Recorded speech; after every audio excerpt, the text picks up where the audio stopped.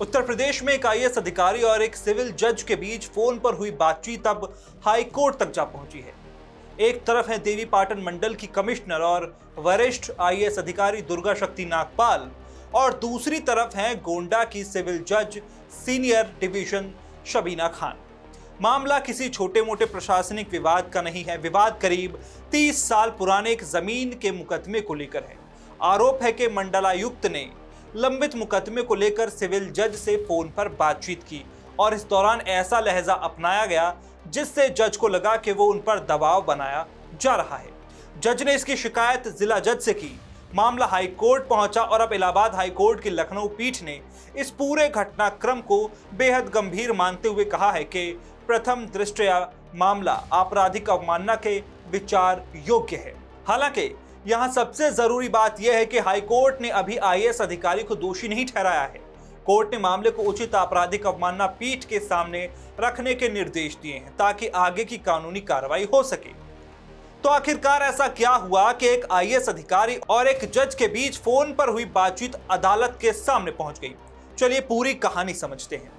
करीब 30 साल पुराने जमीन के मुकदमे से शुरू हुई कहानी पूरे विवाद की जड़ में गोंडा का एक पुराना मुकदमा है।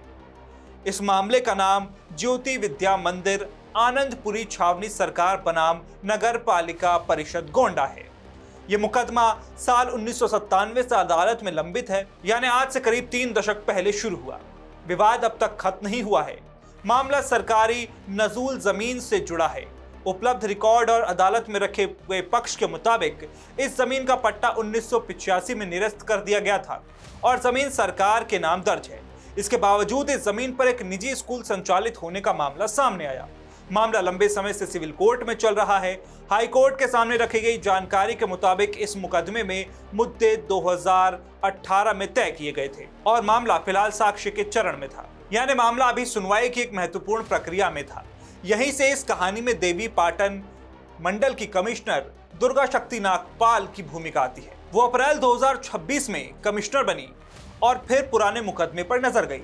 दुर्गा शक्ति नागपाल ने अप्रैल 2026 में देवीपाटन मंडल के कमिश्नर का पद संभाला। उनकी तरफ से कहा गया कि पदभार संभालने के बाद उन्हें जानकारी मिली कि सरकार से जुड़ी एक महत्वपूर्ण जमीन का मुकदमा करीब 30 साल से अदालत में लंबित है। उनके मुताबिक ये जमीन सरकारी है और इसे सरकारी कार्यालय भवन समेत दूसरे सरकारी इस्तेमाल के लिए आरक्षित किया गया था। इसके बाद उन्होंने संबंधित अधिकारियों और सरकारी वकीलों को मामले में प्रभारी पैरवी करने और अगली सुनवाई की तारीख का पता लगाने के निर्देश दिए। यहीं तक मामला सामान्य प्रशासनिक प्रक्रिया का हिस्सा नजर आता है, लेकिन इसके बाद जो हुआ उसने पूरे विवाद को जन्म दिया। सिविल जज शबीना खान ने 4 अगस्त 2026 को गोंडा के जिला जज को एक पत्र लिखा। इस पत्र में उन्होंने 15 जुलाई को हुई फोन कॉल और उसके बाद की बातचीत का पूरा ब्यौरा दिया। जज के मुताबिक 15 जुलाई को उनके मोबाइल पर दोपहर करीब 1:26 पर एक अज्ञात नंबर से फोन आया।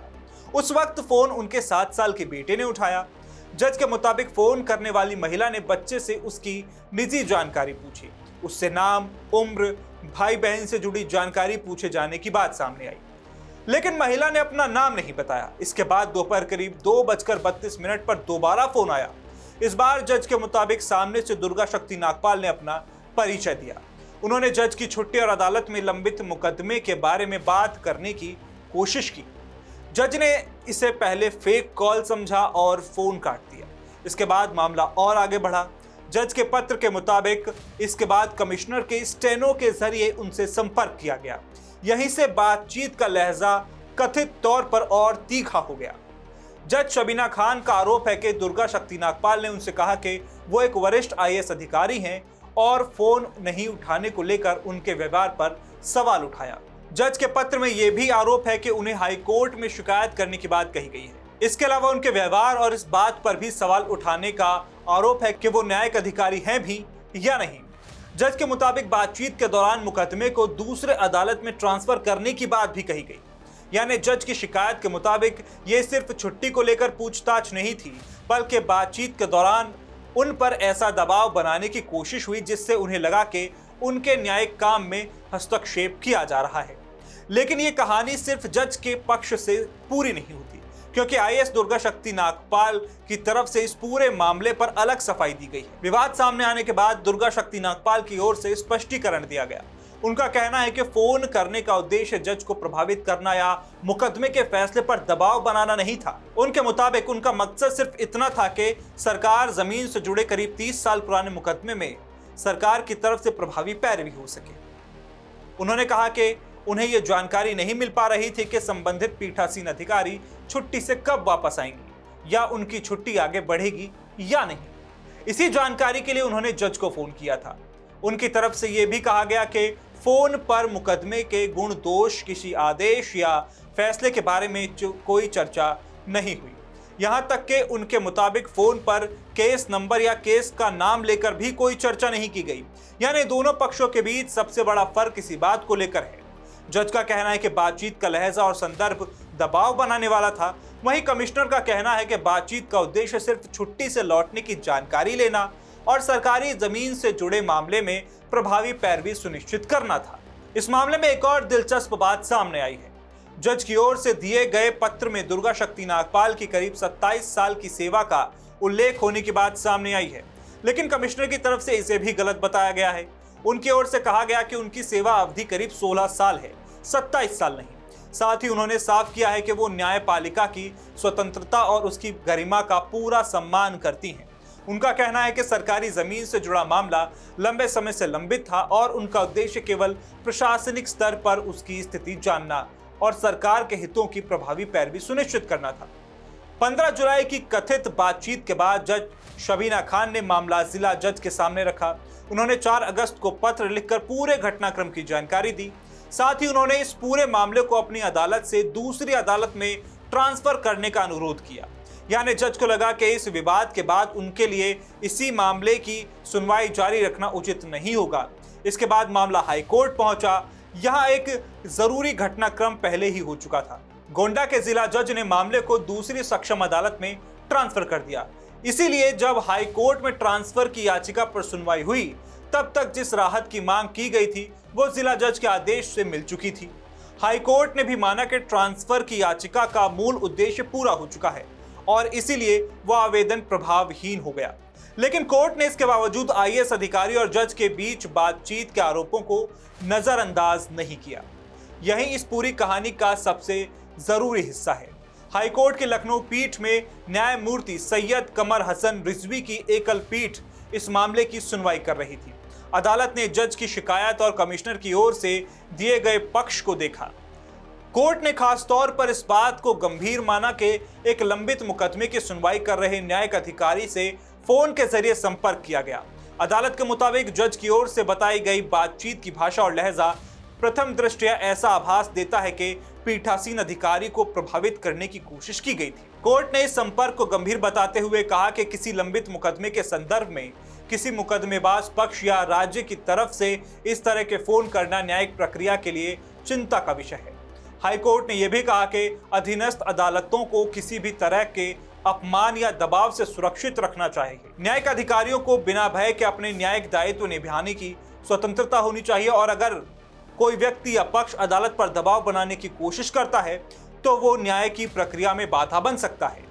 हाईकोर्ट ने इस मामले में सुप्रीम कोर्ट के एक पुराने फैसले का भी हवाला दिया। हाईकोर्ट ने अजय कुमार पांडे 1996 मामले का संदर्भ लेते हुए कहा कि किसी जज को उसके न्यायिक कामकाज के संबंध में शिकायत की धमकी देना भी न्याय प्रशासन में हस्तक्षेप की कोशिश के तौर पर देखा जा सकता है। इसी आधार पर हाईकोर्ट ने कहा कि मौजूदा मामला प्रथम दृष्टया आपराधिक अवमानना के तहत विचार के लिए योग्य है और यहीं से आईएएस दुर्गा शक्ति नागपाल के लिए कानूनी मुश्किलें बढ़ती दिखाई दे रही हैं। लेकिन अभी दुर्गा शक्ति नागपाल दोषी नहीं है, ये बात समझना बेहद जरूरी है।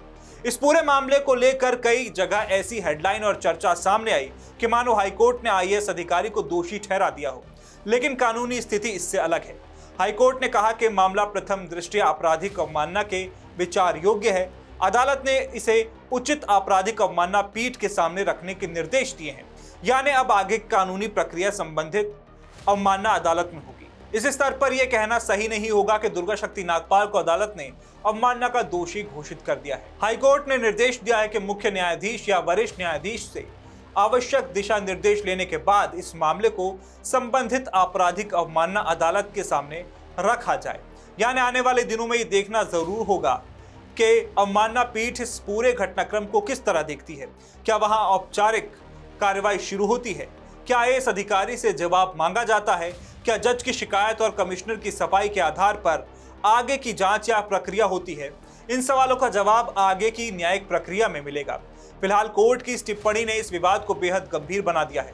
यानी इस वक्त कहानी का फैसला नहीं हुआ है, बल्कि असली कानूनी लड़ाई अब आगे शुरू होनी है। और अब नजर इस बात पर होगी कि आपराधिक अवमानना पीठ इस पूरे घटनाक्रम को किस नजर से देखती है और आईएएस अधिकारी की सफाई पर अदालत का अगला रुख क्या होता है।